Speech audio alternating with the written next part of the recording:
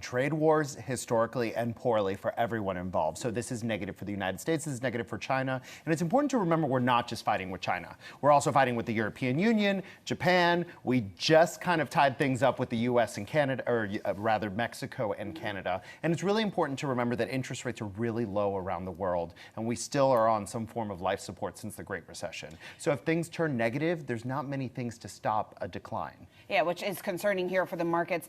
Susan, I mentioned there in the intro, Scott Minerd of Guggenheim talking about the trade war, saying that the short-term costs are going to outweigh the long-term benefits, regardless of who wins. What do you make of those comments? Yeah, I really don't think that there's going to be any winners out of this trade war. And frankly, I don't see a quick end to this standoff that we have going on right now. David, Goldman cut its Q2 GDP tracking estimate by just around 0.2% to an increase of 1.3%. Previous, they were expecting 1.5% increase. JP Morgan also slashing their second quarter GDP forecast. A lot of this coming on the heels of that durable orders data that we got out today. We just had Emily talking about that. When you see a disappointing number like that, I mean, how does that make you think about the future of the U.S. economy? And is it enough for you to just lower your expectations? You know, here's the thing. We don't really know what the extent of the damage is. Let's think about in previous generations, right? Supply chains were limited to countries. Well, since you and I have been growing up, Shauna, supply chains are all over the world. We have no idea where this mug came from. It could be from China. The raw materials could be from another country. So the way we do business depends on globalization. And trying to back out of that situation is going to take a lot of time and it's going to cause a lot of pain. And especially in the short term, but in the long term as well.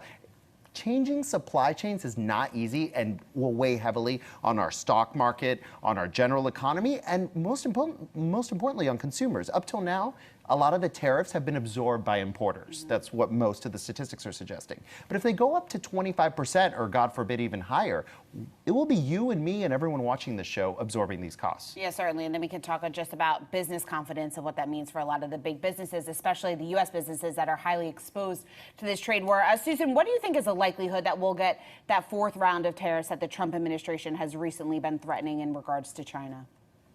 Well, I think that they really want to use that fourth round of tariffs to get the Chinese back to the negotiating table and try to cut a deal on the margins of this G20 meeting in Japan in late June. But, you know, to see the range of activities now that we're unloading against Chinese companies, I think it puts the Chinese in a very difficult position to come back to the table. And I think it's going to take a lot longer than that, actually, if we can resolve this, actually. David, how big of a pullback do you think we could see in the markets? We've seen we're well off our recent highs. The Dow on track for its fifth weekly decline in a row, the longest losing streak here since 2011.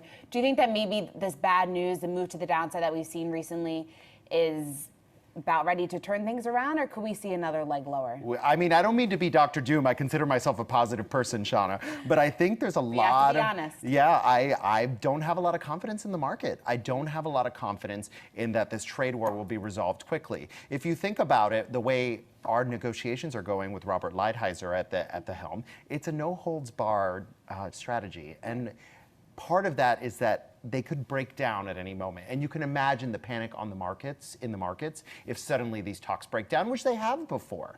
And it's bound to happen again. I don't think we're very close to a deal. And everyone, including investors, most importantly investors, should be concerned about that. Susan, what would you have to say to the Trump administration just in terms of how they have handled the tariff battle with China? Is there anything that you think that they should have done differently when it comes to their recent threats?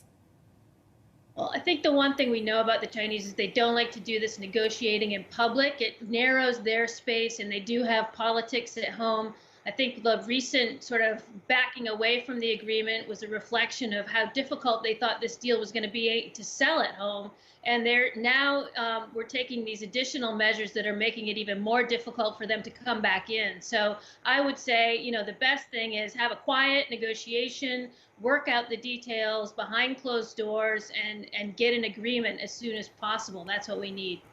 David, the Chinese nationalistic tone is building. What do you think the potential is in terms of the fallout or what this could mean for U.S. businesses? You know, it means a lot. And, you know, China has been the #1 place that has told the economic story of a generation. Chimerica is the story of the past 20 years.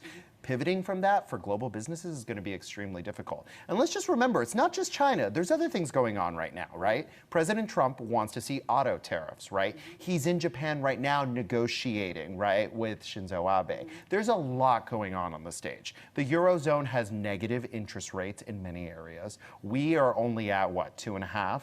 You know, interest rates should be much higher in a situation like this, and there's an argument to be made. So we don't have a lot of wiggle room going down.